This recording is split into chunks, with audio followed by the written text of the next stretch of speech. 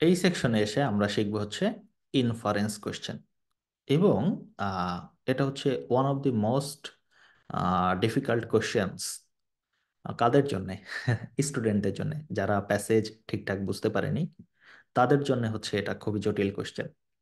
কিন্তু আমি প্যাসেজ পড়বার জন্য আপনাদের যে স্ট্রাকচার শিখিয়েছি সেটা যদি আপনারা অ্যাপ্লাই করেন তাহলে এটা আপনাদের কাছে আর কঠিন বলে মনে হবে না। ঠিক আছে, সো দেখি যে কি বলে। Inference questions requires you to make logical assumptions and connections. Logical assumptions and connections by using the information in the passage to come up with a new conclusion.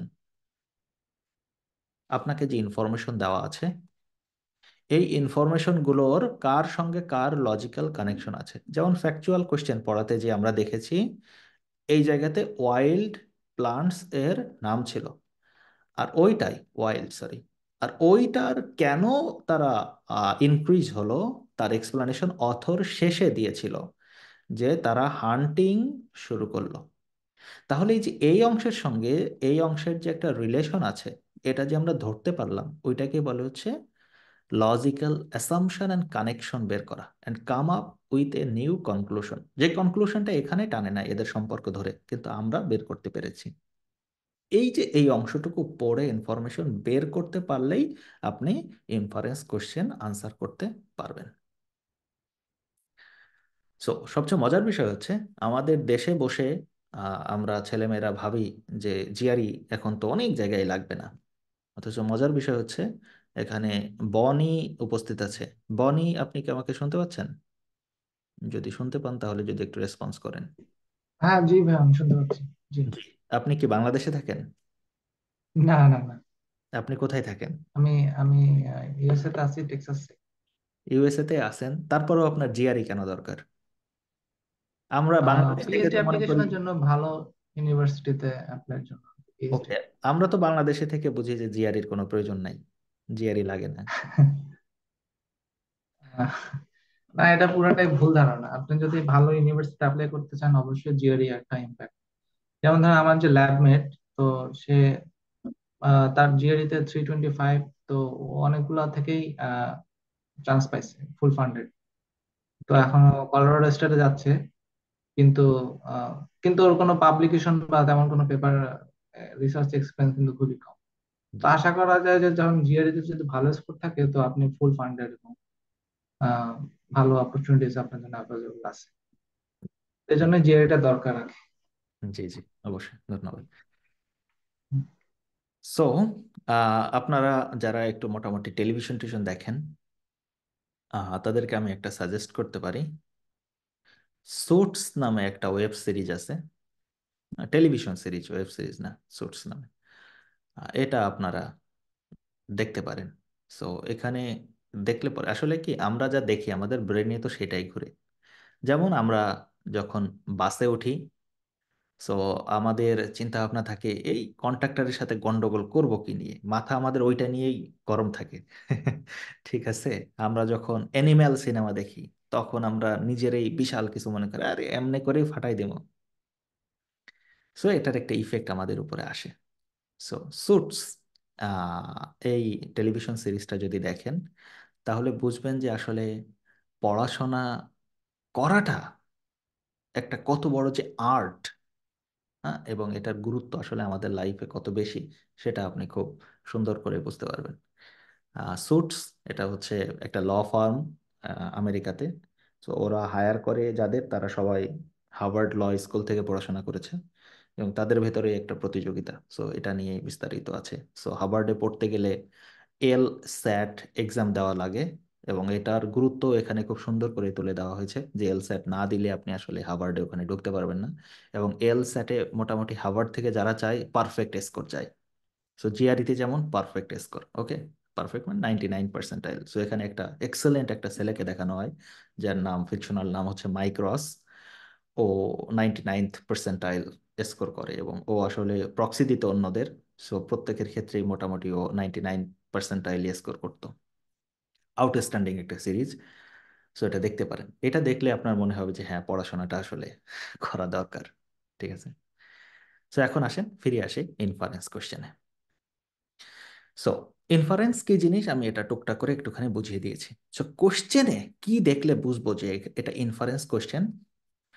কোশ্চেনে আমরা যদি দেখি imply, suggest, infer, imply, suggest, infer, এই তিনটির যে কোনো একটি শব্দ যদি আমরা দেখি কোশ্চেনে, তাহলে আমরা বুঝবো এটা ইনফারেন্স কোশ্চেন। তখনই আমি বুঝে নিব এর আনসার ডিরেক্ট প্যাসেজে নেই। সো আমি আবার এখানে আরেকটি জিনিস বলে দিই, কোশ্চেন হচ্ছে মেইনলি তিন ধরনের হয়। একটা হলো যে ইজি, আরেকটা হলো যে মিডিয়াম, আরেকটা হলো যে hard. Difficulty level easy, medium, hard. তো inference question easy, medium, hard তিন ধরনের হতে পারে। যদি ইজি হয় তাহলে মেবি হুবহু প্যাসেজে আনসার থাকতে পারে, কারণ এটা তো একেবারে ইজি ক্যাটাগরি। ধরেন ডিফিকাল্টি লেভেল 1 বা 2, সো এটার আনসার ডিরেক্ট প্যাসেজে আসে, এটা খুবই কম আসে। ফার্স্ট সেকশনে যারা একান্তই আনসার করতে পারে না, নেগেটিভ মার্কিং খায়, সো সেকেন্ড সেকশনে যে একটু ইজি কোশ্চেন আসে, দ্যাটস ইট। ওকে।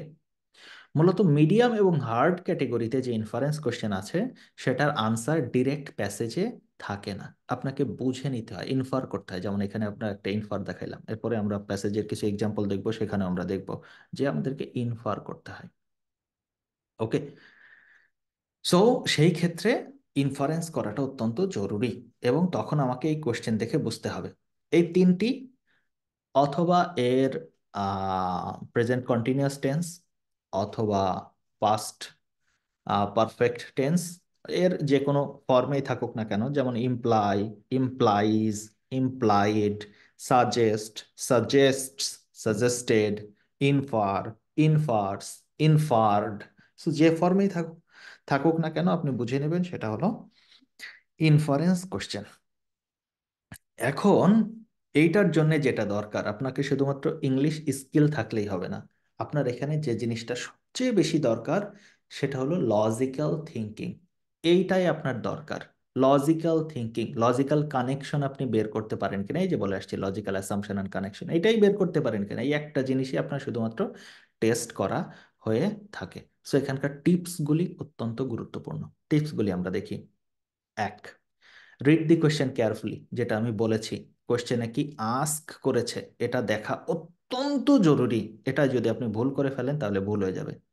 সেজন্য কোয়েশ্চেনে কি আস্ক করেছে, understand what you are being asked, আপনাকে কি জিজ্ঞাসা করা হয়েছে সেটা বোঝাটা অত্যন্ত জরুরি। দুই, make sure you understand the main idea of the whole paragraph, প্যারাগ্রাফের মেইন আইডিয়াটা আপনি ধরতে পেরেছেন কিনা, এটা বোঝাটা অত্যন্ত জরুরি। Okay. And main idea related যে কোশ্চেন আছে সেখানে আমরা দেখাবো যে মেইন আইডিয়া কিভাবে বের করতে হয়। সো সামনে আছে main idea question. Use process of elimination, the answer is incorrect. কেন ইনকারেক্ট খেয়াল কর, if it is beyond the scope of the information, প্যাসেজে যা বলা নেই তাই যদি বলা থাকে, যেমন এক্ষেত্রে আপনারা মাঝে মাঝে বলে ওঠেন যে এই সেন্টেন্সটা পড়ে তো এটা বোঝা যায়, আপনার বুঝ বড় বুঝ না, হয়তোবা আপনি পড়তে ভুল করেছেন, দ্যাটস ওয়াই আপনার বুঝে ভুল হয়েছে।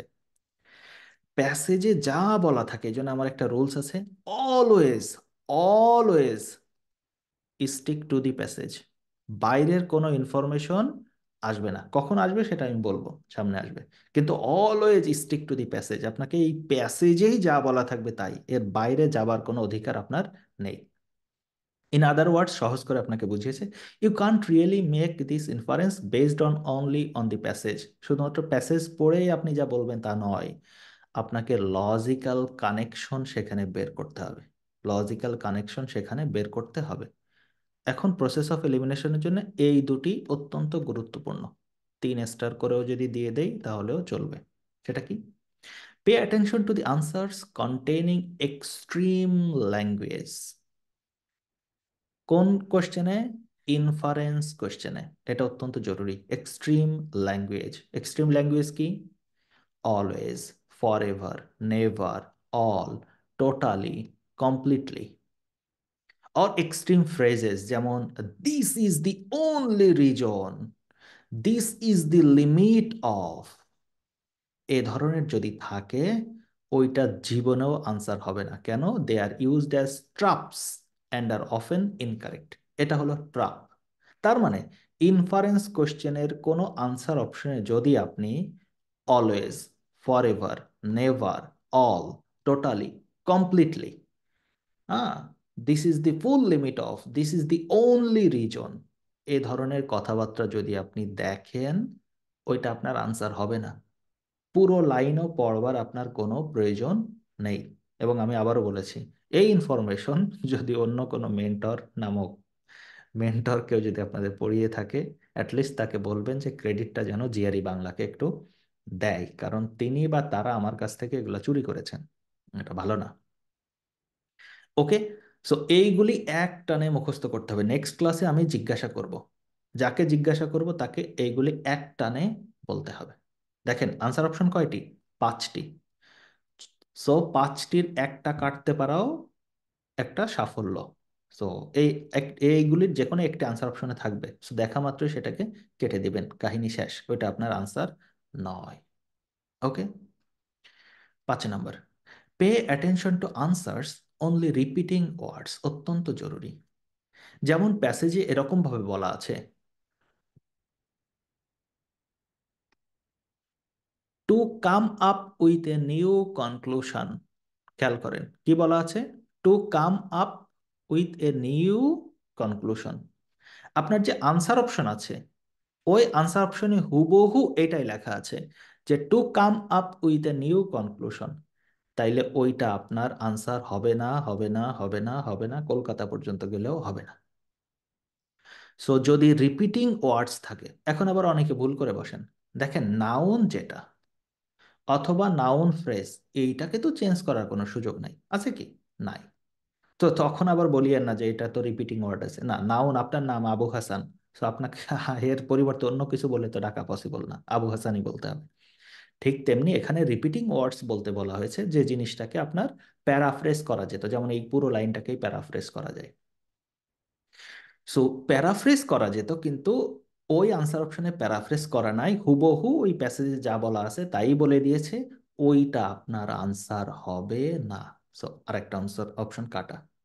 তো খেয়াল করেন পাঁচটা দুটো, শুধুমাত্র এই দুটো মনে রাখলে আপনি দুটো আনসার অপশনকে কেটে দিতে পারেন, বাকি তিনটে একটু মাথা ঠান্ডা করে পড়লেই তো আনসার বের হয়ে যাবে। Be careful.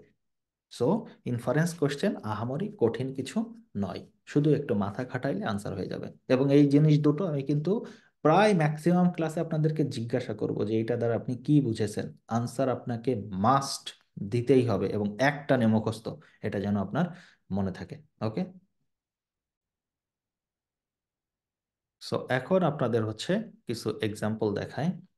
যেমন আপনি দেখলেন সাজেস্টস। সো প্রশ্নে যদি সাজেস্টস থাকে তাহলে আমি কি বুঝবো? এটা হচ্ছে আপনার ইনফারেন্স কোশ্চেন। তারপরে খেয়াল করেন ইমপ্লাইজ, তার মানে এটা হলো inference question.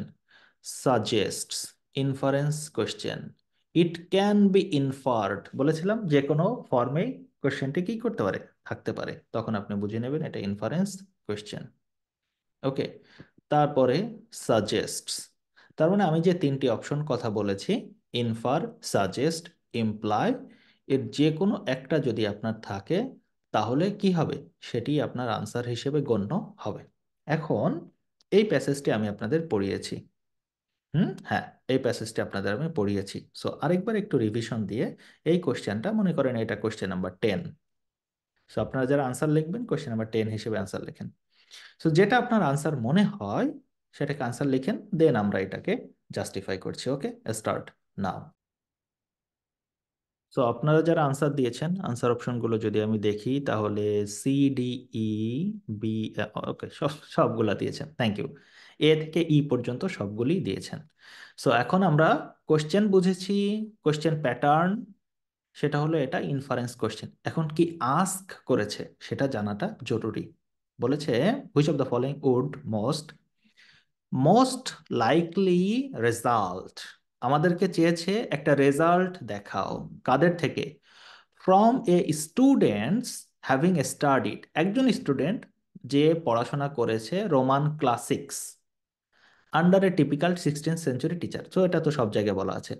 So Roman classics পড়া স্টুডেন্ট, রোমান ক্লাসিক্স পড়া একজন স্টুডেন্ট কি ঘটনা ঘটতে পারে? তো আপনি যদি প্যাসেজটা খেয়াল করেন সুন্দর করে, এখানে আপনার রোমান ক্লাসিক্সের কথা কোথায় বলা আছে?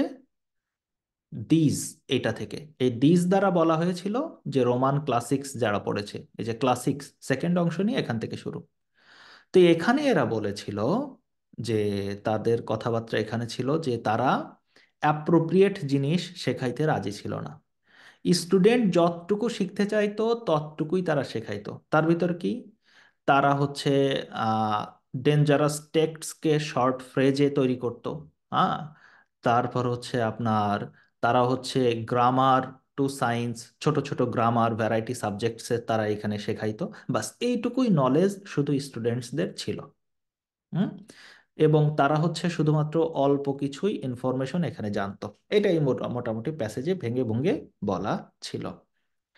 সো এই অপশনে বলছে দি student has a sophisticated knowledge. A sophisticated knowledge মানে গভীর নলেজ, কিন্তু আমরা দেখেছি গভীর নলেজ শুধুমাত্র এনশেন্ট রোমান যারা ছিল, রেনেসান্স স্কলার, তাদের ছিল। সো এই যারা অনলি রোমান ক্লাসিক্স পড়েছে, এনশেন্ট নয়, ক্লাসিক্স যারা পড়েছে তাদের এই নলেজ হবে না। So option E cross out. Sophisticated only ancient Roman যারা পড়েছে তাদের। সো এটা বিপরীত ইনফরমেশন, বাদ।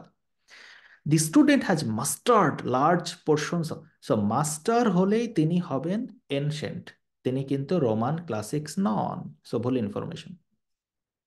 The student is easily able to express Latin, no, ল্যাটিনের মাস্টার হলো কে, এনশেন্ট। সো এটাও miss information. The student argues, আমি বলেছি জিআরিতে আর্গো মানে অপিনিয়ন, এটা ভুলে গেলে চলবে না। আর্গো মানে অপিনিয়ন, এটা যেন নেক্সট ক্লাসে আর কারোর ভুল না হয়। তাহলে স্টুডেন্টের অপিনিয়ন হচ্ছে a Roman poem about gluttony is not morally offensive when it is understood in its historical context. So, এটা হলো আপনাদের ট্রাপ দিয়ে রাখছে, কারণ এখানে বলা হয়েছিল যে refused to teach appropriate morality. সেই কথাটুকু বলতে আসলে কি বোঝানো হয়েছে, তাহলে খেয়াল করেন, এই নট মোরালি অফেন্সিভ এটা হুবহু এটাই, যে refused to teach appropriate morality. কিন্তু মূলত এখানে অ্যাপ্রোপ্রিয়েট মোরালিটি বলতে কি বোঝানো হয়েছে, বোঝানো হয়েছে যে এটুকুই, তারা এদের মতো এরকম মাস্টার হওয়ার জন্য, একেবারে ওয়েল স্কিলড হওয়ার জন্য পড়াশোনা করাইতো না। সো এটাও মিস ইনফরমেশন। তো বাকি থাকলো হচ্ছে এ, তাহলে এটাকে আমাকে জাস্টিফাই করতে হবে। The student recalls a line of Roman poetry, যদি রোমান পোয়েট্রি থেকে একটা লাইন পড়ে in conjunction with a point learn about grammar, গ্রামারে তাকে ছোট্ট করে যা শেখানো হয়েছে সে শুধু তাই বলতে পারবে, তার আউটকাম এটুকুই পাইতে পারি, যে একটা কনজাংশন দেখাইলো সেটা সে গ্রামার বলতে পারলো। সো খেয়াল করেন এখানে বলা হয়েছিল তাদেরকে শেখানো হতো সিনট্যাক্স টু সায়েন্স। সিনট্যাক্স মানে কি, গ্রামার। তার মানে হচ্ছে ওই রোমান ক্লাসিক্স যারা, তারা তো মাস্টার হতে পারবে না, মানে স্কিল্ড হইতে পারবে না, তারা শুধুমাত্র যা পড়ানো হয়েছে তাই বলতে পারবে। তো তাদের হিসেব অনুযায়ী গ্রামার একটুখানি শেখানো হয়েছে, যেখানে তারা বড় বড় কোনো সেন্টেন্স দেখলে আপনাদের যেমনি আমি পড়াই, ছোট ছোট করে পড়িয়ে দিল, দেন গ্রামার পড়াইলো কিছু, বাস এটুকুই শুধুমাত্র রোমান ক্লাসিক্স থেকে আমি আশা করতে পারি, আউটপুট এটুকুই আশা করতে পারি, এর চেয়ে বেশি আশা করতে পারি না। দ্যাট মিন্স আমাদের আনসার অপশন হলো এ। That's it. সো এরকম বেশি বেশি আমরা যখন প্র্যাকটিস করব তখন এটার আইডিয়া আমাদের কাছে ক্লিয়ার হবে। পরবর্তী ক্লাসগুলোতে আমি এটাকে আরো বিস্তারিত পড়ানোর চেষ্টা করব, যেহেতু ইনফারেন্স কোশ্চেনটাতে আপনাদের ঝামেলা বেশি, সো এটাকেই পড়াবো হচ্ছে সবচেয়ে বেশি। ওকে।